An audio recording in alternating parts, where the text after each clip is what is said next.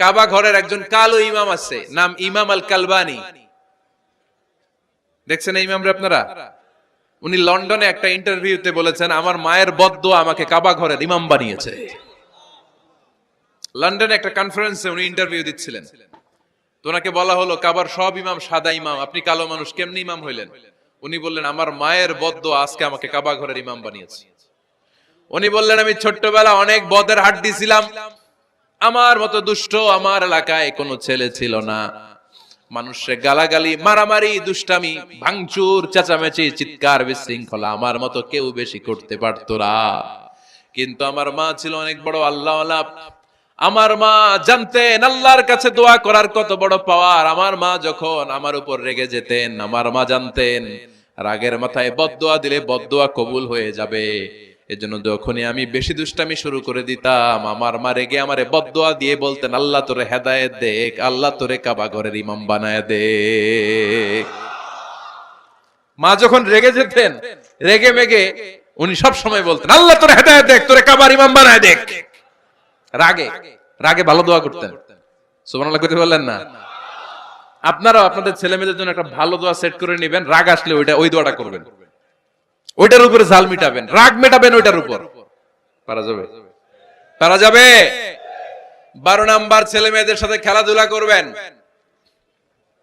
ঘরে খেলবেন, বাগানে গেলে খেলবেন, ছোট্ট বল নিয়ে আপনি দিবেন আপনার ছেলের হাতে, ছেলে দিবে আপনার হাতে। খেলাধুলার দরকার আছে না? আল্লাহ রাসূল সাল্লাল্লাহু আলাইহি ওয়াসাল্লাম বনুল আব্বাস চাচাতো ভাইগুলোর এক জায়গায় এক লাইনে দাঁড় করাইতো, আর বলতো, মান সাবাকা ইলাইয়া ফালাহু কাযা ওয়া কাযা, যে দৌড়ে এসে আমারে ধরতে পারবি তার এই পুরস্কার দিব। ওনার চাচাতো ভাইগুলো পাগলের মতো একসাথে দৌড়ে এসে কেউ বিশ্বনবীর কাঁধের উপরে উঠতেন, কেউ বুকের উপরে উঠতেন, বিশ্বনবী সবাইকে সবার হাতে হাদিয়া তুলে দিতেন। বিশ্বনবী নিজের কলিজার টুকরা কন্যা ফাতেমা রাদিয়াল্লাহু তাআলা আনহার 2 সন্তান হাসান আর হুসাইনকে নিয়ে সব সময় খেলতেন। পড়েন সুবহানাল্লাহ। হাসান আর হুসাইন রাদিয়াল্লাহু তাআলা আনহুমা বিশ্বনবীকে ঘোড়া বানিয়ে খেলতেন। ঘোড়া হতো কে? সবাই বলতে হবে, ঘোড়া হতো কে? আর ঘোড়সাওয়ার কে? হাসান আর হুসাইন। বিশ্বনবীরে ঘোড়া বানায় এরা কান্দে উঠতো, আর বিশ্বনবী বাবরি চুল রাখতেন, ওই বাবরি চুল ধরে এরকম ঘোড়া ঘোড়া খেলতো। সুবহানাল্লাহ পড়বেন না? মনে থাকবে বাচ্চাদের সাথে খেলাধুলা। 13 নাম্বার, কঠিন কঠিন ইবাদতগুলো বাচ্চাদেরকে ঘরে প্র্যাকটিস করাবেন। যেমন রমাদানের রোজা যদি রাখতে চায় রাখতে দিন। এই যে এপ্রিলে আসতেছে রোজা, অনেকে কয় হুজুর পারবে না, ছেলে কয় পারুম, বাবা কয় পারবে না। টিভিতে আমাকে অনেক জায়গায় লাইভ প্রশ্ন করেছে যে হুজুর আম্মু আমাকে রাখতে দেয় না, আমার রাখতে মনে চায়, আমি কি করব? আমি বলছি তুমি রাইখা ফেলবা। একদিন 2 দিন না খেয়ে থাকলে কোনো বাচ্চা মরে না মিয়া, মরবে?